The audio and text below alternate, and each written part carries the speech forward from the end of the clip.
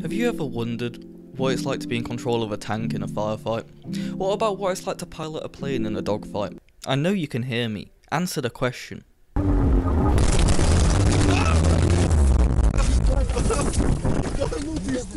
If you answered yes to any of these, Warthunder is the game for you.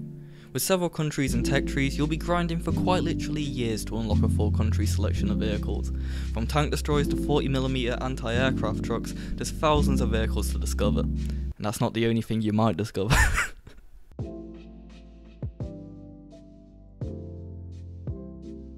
The game is split into three main types of battles: air battles, ground battles, and sea battles, each type having an arcade mode and a realism mode. The two differences being in arcade mode you're given an indicator where the shell's going to land, and in realism you're given no indicator at all.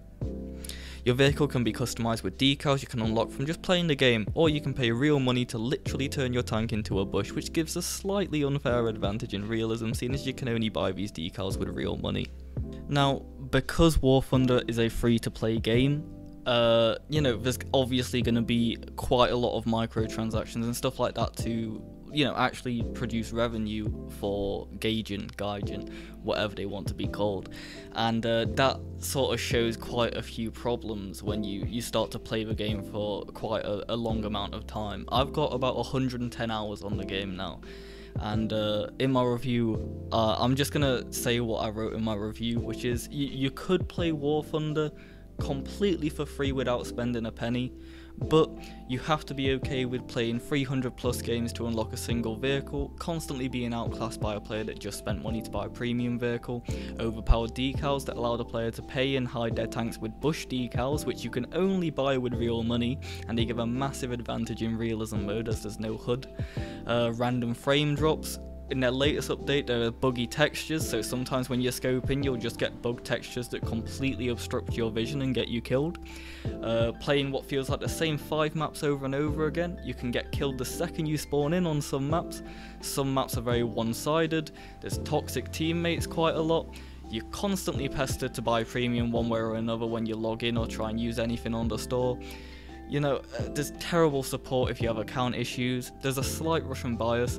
I'm not an expert on tanks or vehicles, but it always seems that the Russian vehicles are very, very armoured and just very well rounded compared to every other country.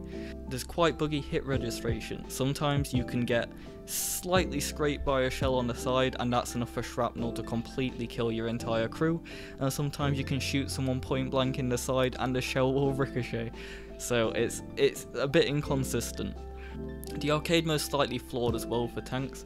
When you're playing, if you unlock enough points, you can basically play as a fighter or a bomber, except this presents certain problems because you're given 50 seconds in this plane to, do some damage to the enemy team, except your gun can instantly jump, which means you're just stuck flying around for the entire 40-50 seconds with nothing to do because your gun's instantly jammed. There is literally nothing you can do to fix that.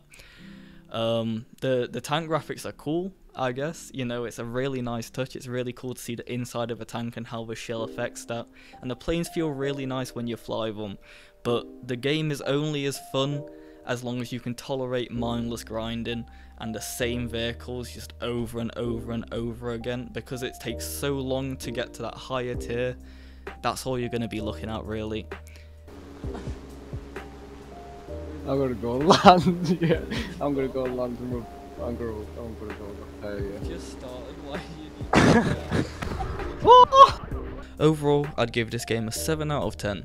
While the gameplay loop of unlocking tanks and grinding research to unlock more powerful modern tanks is enjoyable, the charm wears off after a while, and eventually you will realise that while it's technically possible to fully research a country's full roster of vehicles for free, those who have money can do it in a quarter of the time, seeing as they get boosters, premium, stuff like that. But it is a free game, and for the 100 hours or so I've gotten out of it so far, I'd say it's definitely worth a try. I hope you enjoyed the video. I've been trying a bit of a different style with a bit more gameplay and moments from in-game than talking, so please let me know what you think.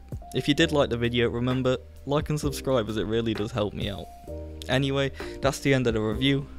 I've been Justuseless, and I'll hopefully see you next time. Farewell.